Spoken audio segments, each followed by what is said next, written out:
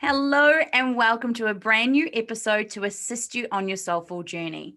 Rising with love means that you are reaching for joy as your optimum experience in every moment of your life. Yes, there will be times when this may require more mastery and understanding of your thoughts.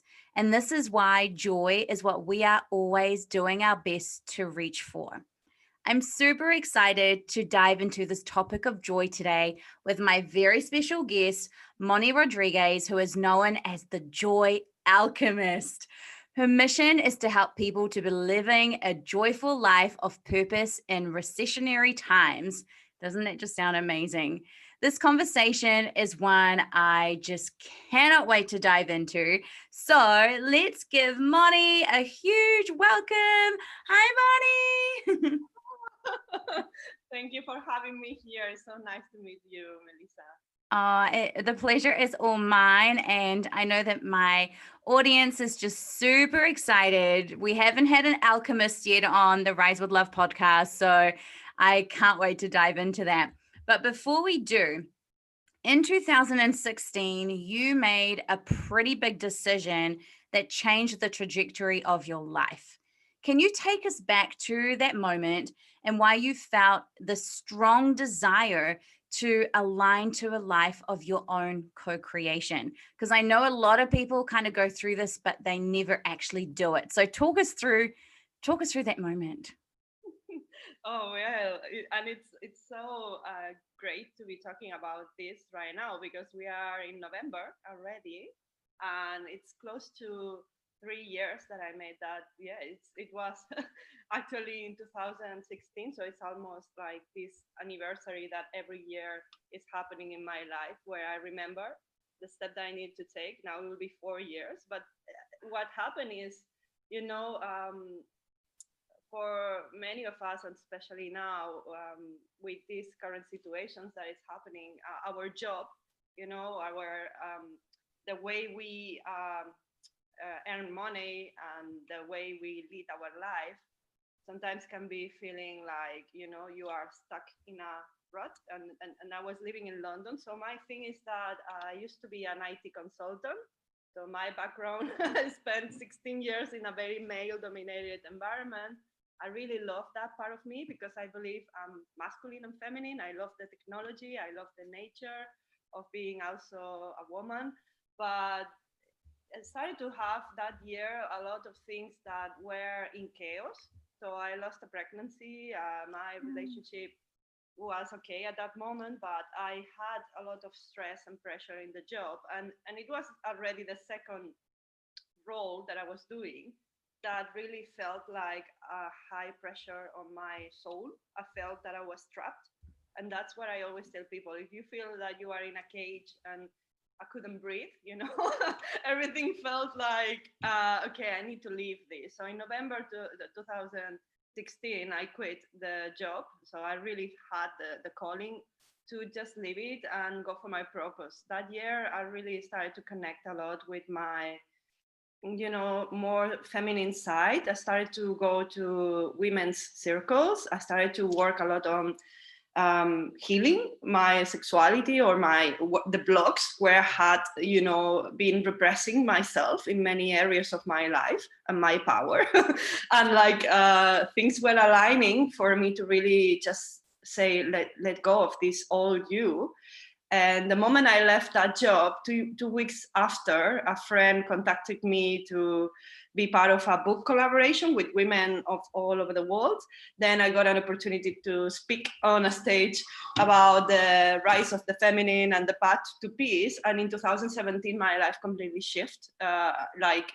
Obviously, I took action. I'm not going to say that the universe or that your soul aligns and you have to do nothing. No, I had to make very tough decisions, like leaving a relationship that was not growing or was not feeling aligned with myself, leaving a job that was not really fulfilling my heart's desire. And I had a vision that I couldn't touch, but I could see. And that's what I tell always people, like only you know your vision, only you know when your soul is crying. And I felt like, I really need to make this shift or something greater than myself will align me, because the health issues started to happen as well, like anxiety, low moments, being in silence and crying. I really was struggling to find meaning in life at that point. So all I wanted was joy, but I didn't know how to get it. I was like, oh my God, where is my joy compass? And that's the journey that I went in, the loss of the old me, like the death of or the dark night of the soul that many people mentions. But it was the ego death to go to my soul journey, to go to that more expanded way of living where I was aligned to my purpose. And that's what happened. I mean, I didn't see it coming. I started to feel it in my heart. But then there is a moment where you really surrender. And I surrendered and say, okay, now it's the time to go for my dreams, to go for what I feel in my heart I always wanted to do, that I was meant to do, and that I'm here to do. Because I felt it was not for me, it was to serve the process that humanity is going through at the moment. So that's what happened. And then I became the Joy Alchemist, you see? Oh my gosh. Like, I admire this so much because, with the people that I see and connect with, the people that are attracted to the Rise with Love philosophy, they have this desire inside of them. And sometimes the fear just gets so much bigger, and we'll tap into fear soon. But I love hearing stories like this because it's inspiring, and it just goes to show you that you can do this. Like, anyone can decide this life does not align for me, and I'm going to take action. And I love that you said that, because you can't just sit on your meditation pillow and do nothing all day. I mean, that's great in creating vision, but you've actually got to put momentum to things. And the way you explained, like, I could see it, but I couldn't feel it. So cool to explain manifestation in that way. So, I just love your story. And it looks like you've just gone from strength to strength. And I want to just say, I love the fact that you call yourself a messenger of hope and joy. Oh, isn't that just what we need in the world, right? So, what do you feel is the kind of hope people are really searching for? Well, that's, I end up finishing this book this year in lockdown. I felt stuck as well, because I put myself a goal to finish the book in summer 2019, and it didn't happen. I was stuck, and then I moved back to I'm from Barcelona, but I spent 11 years of my life in London, which was the place where my soul really opened up, and I started to do all this other stuff that I was meant to do. Now I know. But then I came back to my roots somehow to finish the book. And then 1 week before the lockdown, I was finishing the last words of the book. And I was saying that joy is contagious, and it was just at the moment where the virus was hitting Spain, and the things were not clear. But in my heart, I also felt that we will need to see that after the storm, there comes a rainbow. And I could see the That's rainbow. right. And when we were in lockdown and in the windows in Spain and other countries, you will see the rainbow, in people's houses. I felt this is it. You have to keep trusting your intuition. You wrote this book for something. And this book represents, or joy represents for me, the contrast on when you are not feeling joy at all. How can you feel joy if you don't feel sadness? And I feel now, as collective, we are feeling a collective death, and death brings a lot of sadness and sense of loss to people.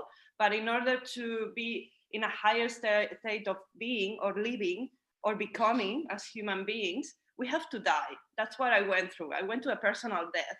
And death is not something we have to detach from, the sense that it's something negative. Sometimes, obviously, it's painful, because pain is what brings you into that state of deep peace and joy as well. How can you go there if you don't let go of the old parts of you that were restricted? And that's why I feel I'm a messenger of hope and joy, because in the times that we are in, sometimes it's very easy to get lost in drama, in lower vibrations as anger, frustration, fear, especially, which is on the other side of love. But it's the same, as alchemists, we know the same thing is different degrees. So when you expand, you move back and forth from death and life, And that's the dance of life. And for me, what's important is not that I don't work in my shadow or my darkness, but I project the light, because that's where I feel, when you go into a depressive state or depression, you need that ray of light that tells you you will find something else on the other side of the bridge. And that's why, for me, my mission became this, really to be that beacon of light, or that lighthouse that is there telling you, hey, don't worry, it's dark, but you will find the light. I'm here, I'm the lighthouse. Or there is something else, you are something else, you are love. That's your true essence. The rest is you too, like the ego, the low. And we have to accept our anger. We have to accept our fears, because when you reject fear, you really cannot expand. So I did a lot of work on fear as well, overcoming those blockages that were telling me you won't be successful, people will judge you, you will never finish your book, you will never be on stage speaking because you are not good enough, and blah, blah, blah. And my process is all about inner leadership, becoming the best version of me every single time. And I'm not um, ever finishing that project, because life is always evolving. So for me, that mission is beautiful, because it's just to tell people, hey, if I can do it, you can do it. If I can be dancing in joy, or moving to a place where my soul is feeling aligned, you too. But obviously you have to go through the process of leaving things behind that are not serving you. And that's where you say, that some people get stuck in the fear, in the mind, games that tells you that you won't be able to do it. And I think that's why I don't want to forget that, even though I'm the joyful alchemist, I'm also that person that is really going into the depths of the soul, and going to the depths of the shadow and bringing that light. So it's not about getting stuck in the shadow, but it's not about being with unicorns and rainbows all the time. Because if I suppress my darkness, I won't be able to go to the next level, like in a new relationship where I feel fulfilled, which is my goal now, and that's always the dance. I hope it makes sense, but that's why for me, I don't want to project the dark. I want to work on the dark, but I want to really dance in joy, because in moments where there is no joy, there needs to be some people that are telling you, hey, I know you cannot see where you cannot hear the music, but I'm dancing because there is a music that you can hear in your heart. And if you just find courage to open your heart, you will find that treasure, right? And that's my mission. Oh my gosh, I love that so much. I'm just like, I resonate with absolutely everything you are saying. I knew this was just going to be so delicious. I work as a medium. So for me, death is like a part of like my everyday existence, really. And I really do agree that the paradigm to how we perceive death definitely needs to change.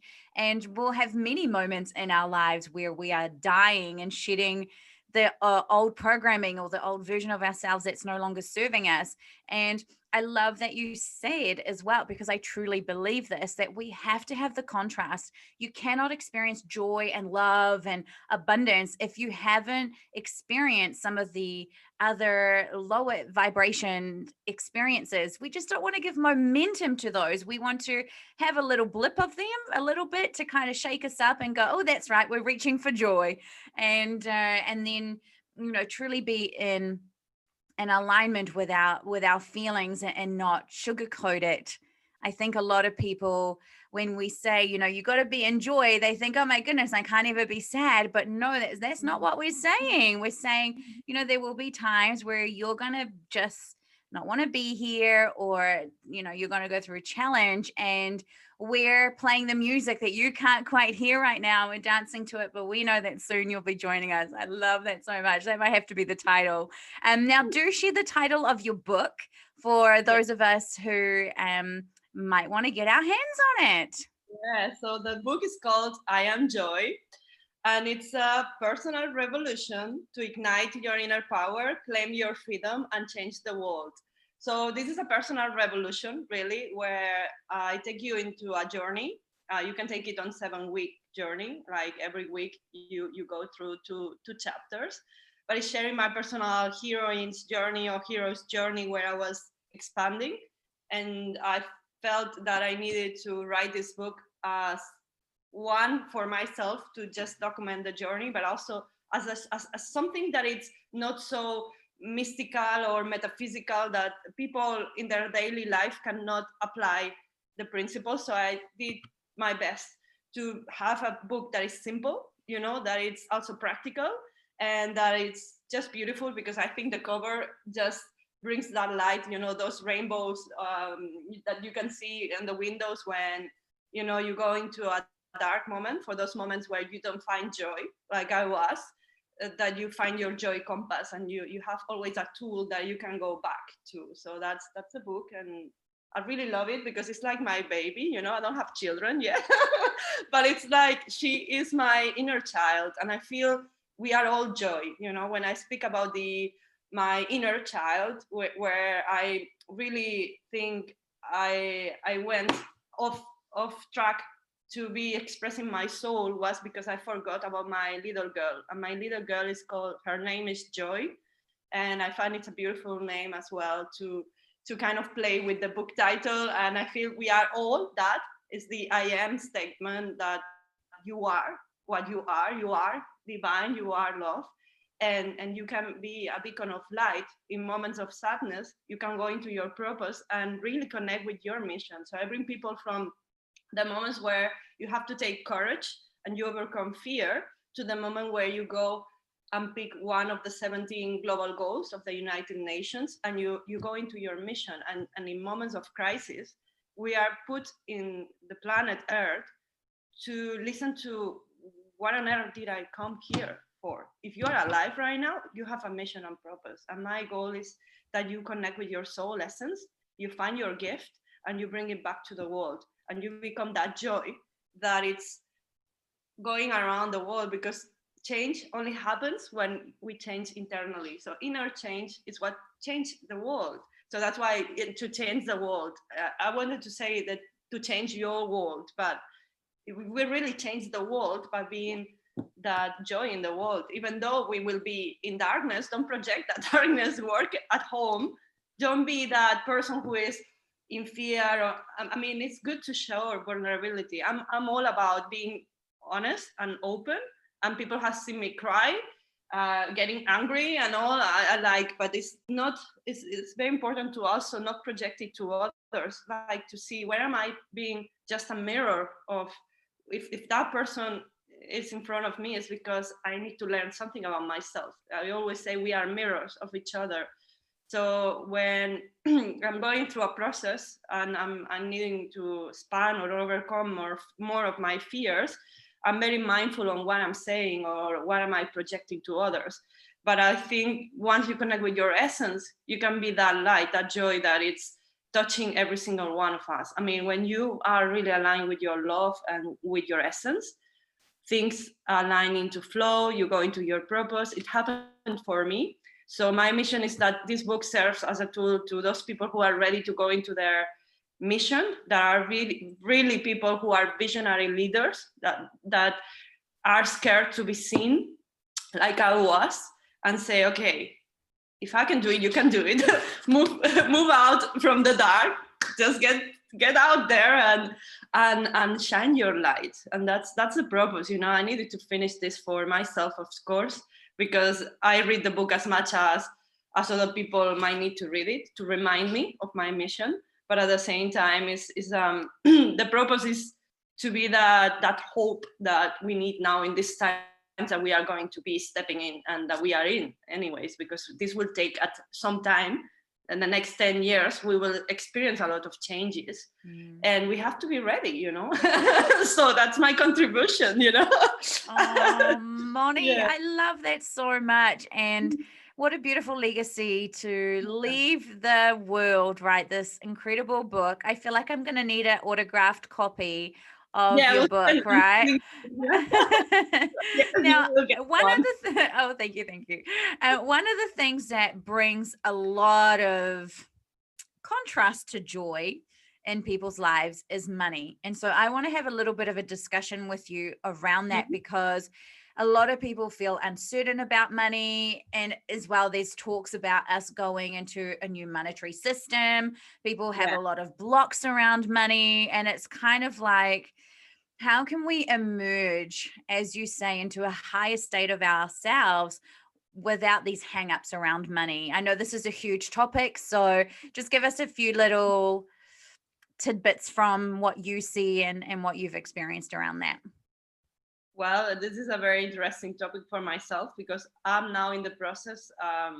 This year has been a lot on readjusting myself on where I was not super friendly with money. I was not respecting money. And in the book, there is a chapter where I talk about investing in love. So there is a chapter where I go into a story with my father when I was young, and I told him that why do you work so hard if just for money and you don't have time to spend with us? And he actually listened to me and he stopped doing so much of he was doing overtime to earn extra money, but I couldn't see him, and when I was 13 I told him, that's very good, but I don't see you, so we are not spending family time. And he actually listened to me, and we went to like a family trip camping, like we were like having time together on different places in Spain, and it was the best summer of my life. So I mentioned in the book, especially because I knew, and we know that we are going into this depression or kind of financial uh, challenges like we have been in other times. So we have to remember that cycles repeat in the world. So it's just be resilient. I know it's so difficult when we lose everything. So my thing is about the sense of loss of money. When we are short in money, we need a lot of resilience, but also we have to appreciate the simple things in life and see that being rich doesn't mean having a lot of money in the bank. So I like to define rich as something that it's deeper, like living next to the seaside, like I am.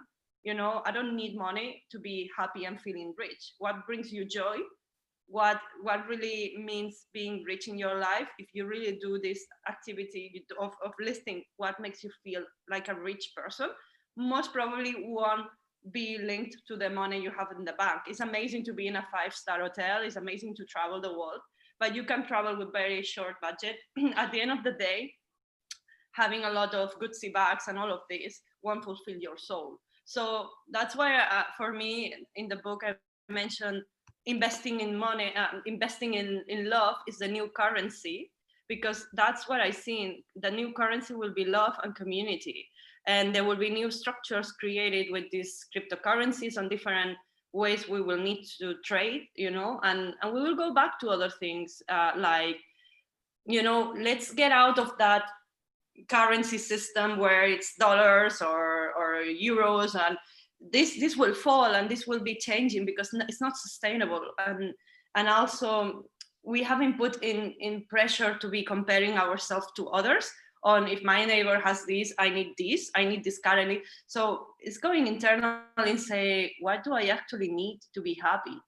Do I want to be spending 8 hours a day working every 7 days a week, or do I want to have 4 days that I'm free to spend with my family? So it's really defining, because sometimes we are in autopilot, uh, fitting a system that is really not even something you want. And when you get out of this, you start seeing money as something that it can be friends. We can be friends with money. There's a lot of prejudice about, if you don't work hard, you don't have money, like I had in my family. And I repeated the pattern as well. I've been always someone who works a lot, until I burn out. So then I need to go inwards, and I manifested, when I manifested more money in my life than ever. When I left my company, I manifested as a freelancer at work that I was getting paid 5 times more than my current job. And I was free because it was my own company. So when you align with your purpose, you align with love, money will come. You have to trust this.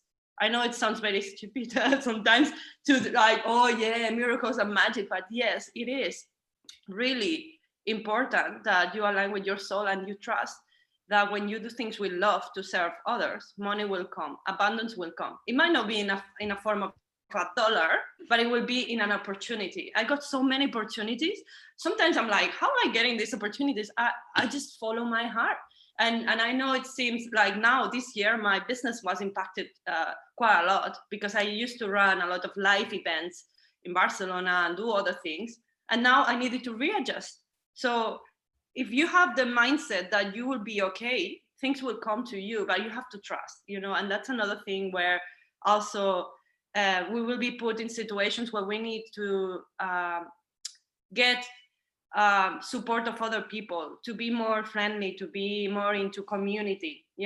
Let's share our resources, right? So I hope it makes sense what I'm saying, but that's been my journey and understanding money and healing the money relationship, because it was very linked with the masculine energy or the men. For women, at least for me, I understand money and men is linked. So I felt that when I was earning a lot of money, I will overspend, and let's go for here and there. And I felt like this is very nice to have a pleasurable life, but also respecting money on what's a desire and what's a need, and what do I really need to be rich in my life. And I realized that I don't need much. I just need the sunshine, I need the beach, and that's it, So I moved to the beach. Oh, good on you, sister. I love Yeah. that. I love that so much. And, we are definitely moving from that 3D consciousness, that masculine energy that you talk about, to that 5D consciousness, which is more about the interconnectedness, the community, the compassion, all of those wonderful feelings that we're moving into. And we will see that in our monetary way of whatever that will be. I don't think anyone has the answers right now. And I love that you talk about love being the currency. This is quite, this is totally off topic in a sense, but I love watching Selling Sunset. It's a program on Netflix. This LA company, and they sell, I think it's in LA. Anyway, they sell, really expensive mansions and houses. And one of the girls talks about, what's your budget? And she goes, love is my budget. And I'm like, oh, I love that so much. Love is my budget. So I think, trying to keep things simple and seeing where in your life you are rich that doesn't involve money is a great exercise to imply. That's kind of what I got from what you were saying there. And I know that you also talk about this natural state of joy and how we can kind of get into that. So can you share maybe like a few tips on how we can get into, I probably would call it like the heart center. That's kind of like where I'm going. I want to be in my heart. So how do we get into that state of joy? Yeah, so that's something that what we want to aim is, I feel, is most of the time be in that state. It means that it's not that I will be always in joy. I mostly feel that peaceful joy. So recently a friend of mine told me, oh, you sound joyful, but there is a peaceful joy. And it's like, yeah, because I moved where my soul was willing to be. And I ask myself every day the question, is my soul dancing of joy? And then I see I have a joy compass, but the soul level is like, is my soul dancing of joy? And it's just going back to innocence, to remind yourself, the times where you were little and what you were doing and how you were being. And if you see children, they are just being. They don't question so much with their heads. So that's how do I achieve that? How do I achieve that state of being naturally again? You have to be living in the moment. It's being present and aware of every second that is passing.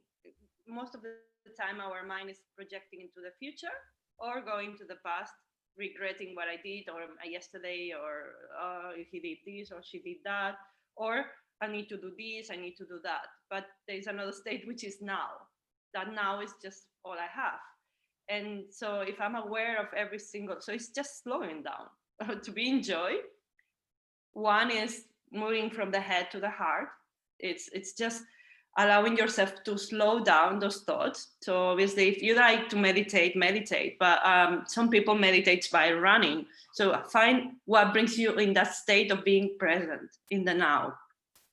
Breathing also is something that we don't. I realized I was breathing very much in a fast pace when I was in anxiety and stress. So the goal to move from stress to joy, is really the key here. When you are in the fast pace that we are put in with the pressures, we are all the time here. So it's just breathing, finding something that brings you in the present moment, like mindfulness, something easy, 5 minutes. You don't need a whole day of meditation because it doesn't serve you to go for a weekend retreat and then every day you feel again the same. So find 5 minutes in the morning, just align, find a practice, slowing down, taking every single moment as something new. And then I always talk about opening the heart. How do you open your heart? You have to forgive. You have to go in deeper. And it's not something that it takes 5 minutes during a month and then you are done. It's a practice that it takes a lot of time, because sometimes my heart will be closed and then I'm always in my head. And then how do I recognize that I'm in my head? Because I'm mostly in the future. I'm in fear that's gonna happen, or I'm remembering what this person did. When I'm in my heart, it's timeless. I'm not remembering what that person did last day because it's forgiven. And I'm not fearing what's going to happen tomorrow because I trust. So that's the beauty of being in joy, so that your heart opens and you feel that you belong to everything that is around you. So you don't feel alone, you feel whole, and that's the point of being in the planet, to remember that we are whole and we are perfect already, like children. When you see your baby, when it's born, what do you see? Perfection. There is innocence. There is nothing about prejudice. That baby doesn't know about prejudice, about anything more than love. And that's the point of being here, to go back to that state. I hope it makes sense, but that's what I will be doing every day, to go. And that's what I did. And that's what I'm doing every day. Absolutely. I love that. I have 3 children, by the way. My youngest is Oh my God. 2. And so I totally get the whole, when you come into your existence here on earth, you are pure love, your pure existence of this physical reality that we are in. And so I find that the getting into your heart is really where it's at. It's like I kind of talk about how we need to stop thinking with our head and start thinking with our heart.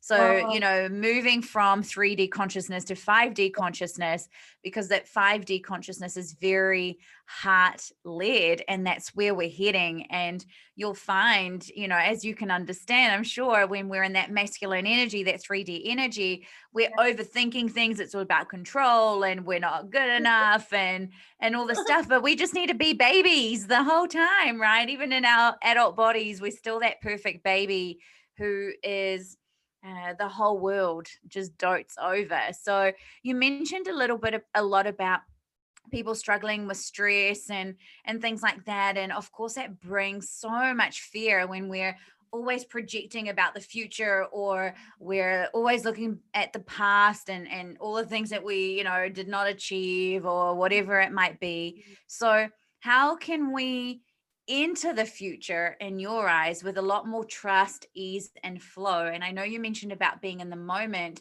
but for those that are really struggling with the whole being stressed out, because life, let's be realistic, can be stressful if you choose to look at it that way, and it can be very fearful if you choose to look at it as that way as well. So how can we get out of choosing to feel those things? Yeah, so you mentioned when you are thinking on the future, like to shift from that. Again, for me, is one of the things that helped me make the changes in my life was that I had to trust, a lot, because there are two ways to see things.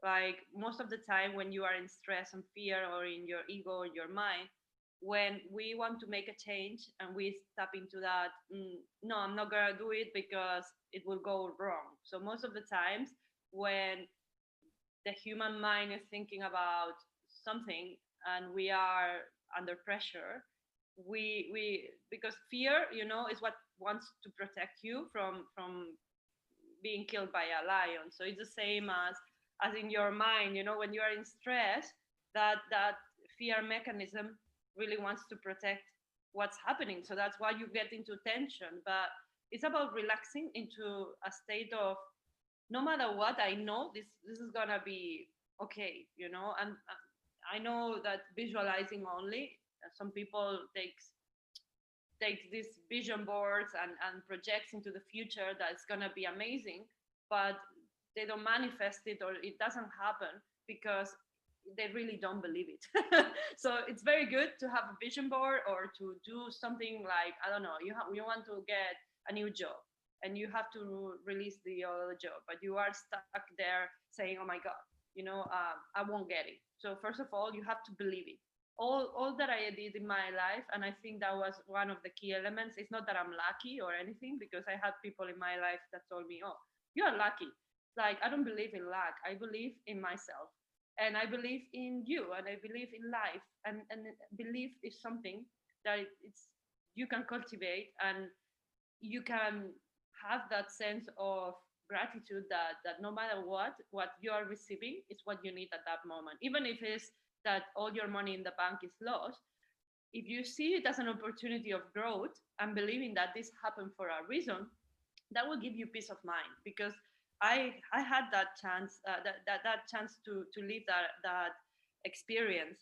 3 years ago, someone entered into my accounts and took all the money in my accounts. um, I was scammed, and then I got the money back because I believed I will get it back 2 years after, and I got interest on that money that was taken away. But at that moment, I could have taken it as a horrible situation. I was really angry, but I decided to forgive and feel gratitude, because I was able to see that I had a lot of people around me that were supporting me. And if I needed money, I had people to lend me money. I didn't need it because I had another bank account. But at that moment, I could have been in fear, anger, frustration. I dealt with that, but then I forgave, and I believed that I will get it back. And I believed that money will come my way, that my contract will be renewed, because I was fearing that next month I might not have this job. And that's where I found peace of mind to achieve the things in the future. So I project into the future, always believing that the good is yet to come, that better things are coming. And this is something you need to cultivate every day. Like, obviously have to have your heart open again, and feel that sense of, I believe in me. If you don't believe in God or universe, at least believe in yourself. That's what I say in the book. Because if not, I believe in you, but you have to believe that you deserve things that are good. Even if your money is taken away, there's a higher purpose for you to experience loss, and how you are going to deal with loss. So I think health is the most important thing in life, not money. Well, if that's what we are dealing now with this virus, right? And then when you remember, if you are in a health challenge, if you remember that sickness is also to bring you some awareness about yourself that you were not able to see, and you believe that you will be becoming stronger from that experience, then that gives the peace of mind that no matter what's happening, it's good. So you need to believe it's not bad, it's good. Even if it's painful, it's to serve me. And I hope this helps people to find that sense of, no matter what, this is what needed to happen, like trusting that this is, I'm receiving what I need, even if it's painful. I totally agree with that. And I believe that we are given, I call them the contrasts. I believe we're given these contrasts. And I believe, if the mind can create it, the mind can eradicate it as well. So, sometimes we are given these really tough challenges because there is something so much greater on the other side. And whether that is when we're still in our physical bodies, or whether that is when we're back into our energetic bodies, there's still going to be something even better that evolves. And I love your absolute outlook on life, and it's just so amazing. So I kind of want to ask you, what is your hope for humanity in the future? I know you're all about being in the now and the joy, but what does it look like in your mind as the collective doing life in a few years from now? Yeah, so there is a song that I love. It's called Nella Fantasia. It's in Italian, but it says it's a very simple song, but it's the fantasy that I had since I was a child, because I wrote my first poem when I was 12, and it was the joy of living. And I could see people dancing free, like I could see the souls dancing free. And that's where you are dancing in joy, where people is liberated from their mind traps and they are able to express in life authentically, and being living in the soul essence is much more easy. But it's really scary because we are conditioned by what we thought we are. So my vision for the world is that people takes back their power. They are able to overcome any fears and transcend this process and find their treasure, which is themselves, and find their soul essence. And when you are living in the soul essence, imagine if everybody is living in their soul essence, because everybody's taking responsibility for their life, they become the leaders of their life, the world will be transformed. That's why I wrote the book. My vision was like, it's not an external change that the politician needs to do this or that. I am the change. I am the joy. I am the one who can move my butt from the sofa. It's very cool to watch Netflix, but do I have a purpose? Do I really have the mission that I need to be the next president of this country? Because you might be put in the planet to be that. So stop complaining and get out there and do something about it. I wrote the book, and I had huge resistance because I feared to be judged, and I was fearing speaking in public because I thought I had nothing to say. And I feel everyone has a mission and everyone has something to say. Because if we were all living in love already, then there was no point for me or you or other people to be out there. But we are not. So my thing was like, I used to say, oh, my mission is what it is, talking about love. But there has been so many people talking about love. But then realization came when I was looking at the wall, and it's like, yeah, but we are not there yet.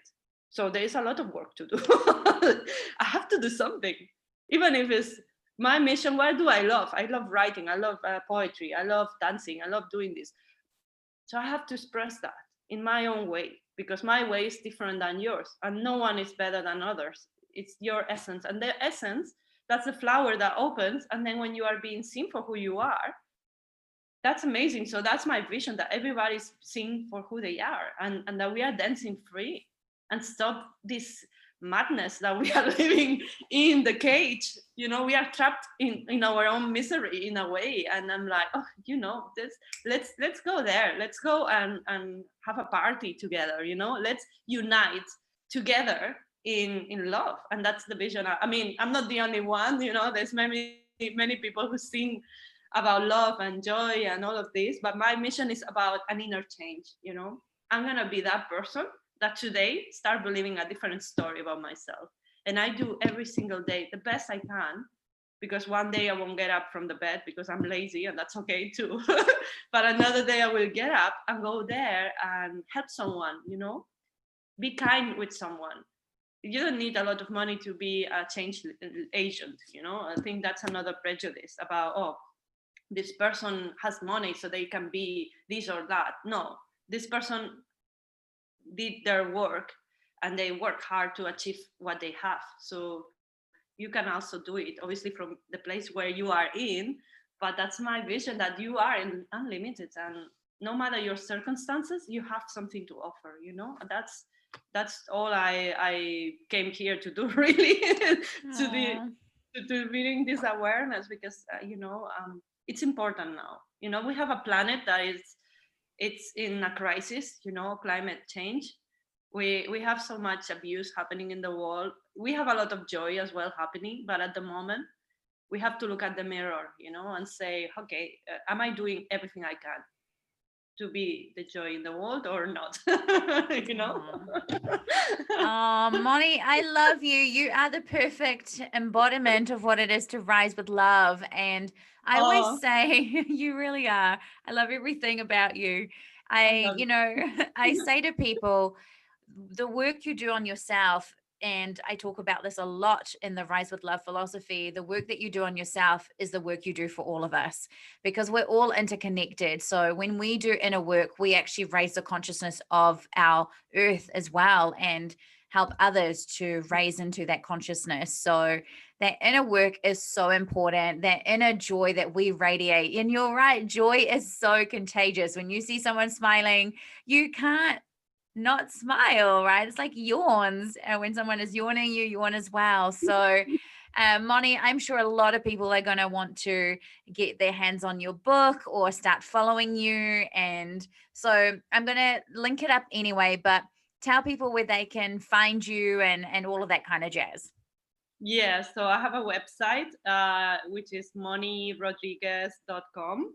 But you can follow me in Instagram or Facebook or YouTube in I am Moni Rodriguez. So I don't know if we can type it there, but I will share it as well on the video. I am Moni Rodriguez. So you can see the spelling of the name here. So it comes from Monica. I'm from Spain, so you have this Spanish surname. It's beautiful. Yeah, I am Moni Rodriguez. I am Joy as well. So if you want to follow me, I will be delighted as well to be in touch. And yeah, I mean, I'm super happy to be here with you. I love also your stuff about, really shining that love in the world. That's what we need now more than ever. It is so what we need. And I feel you. There is a lot of work, in a sense, that needs to be done as we shift into this new energy that will probably take, a Mhm.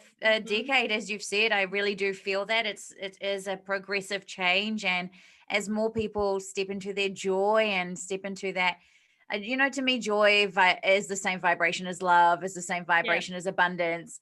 And so as we all step into that joy inside our heart, man, we will transform the earth. And it doesn't mean that they won't ever be challenges, or that they won't ever be things that we Mhm. have to heal and all of that kind of stuff. Of course, that's the point of the physical experience here that we're having, but it will be more of a freedom for humanity. I really do believe that's what it's about, is that freedom. So, oh my gosh, thank you. Is there anything else that you would love to add to the Rise with Love listeners? Well, just be yourself. I feel it's like I think we are moving from repressing to expressing, and from doing to being. And it's just now when we are in these moments where, at least in Spain, we and France and the UK, because we are going into winter as well, we are being put in lockdown again. Is a moment to go inwards. As winter is always the moment to plant the seed of what I want to create next year. So what's the opportunity now for you on really start listening more to your soul, and being honest with yourself on where you want to start expressing more of who you truly are, and let go of those things that are repressing you, even though we can be put into lockdown and not allowed to be out or going out or doing things. I think freedom is a state of mind. For me, it's been that case. So find your freedom, even like in dark moments, you can be free. Nelson Mandela, who spent years and years on a prison, he felt always free because he had the vision, but also is recognizing that the only uh, real prison is your mind. When you find resilience, you can be free inside, and then it's like, okay, what's the opportunity now? I'm locked down. I'm gonna finish a book. I'm gonna play. I bought a guitar recently. I want to play music. So what is your soul asking you to do now?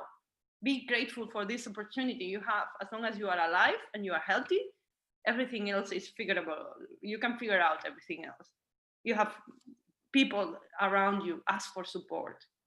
Don't be stuck into your madness, because this can be also a moment where many people goes crazy, and in the sense that I'm forced to do something I don't want to do.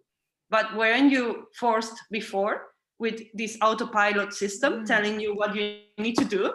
So what do you want to create now? Use this as an opportunity. you are free anyways. You are just telling yourself you are not.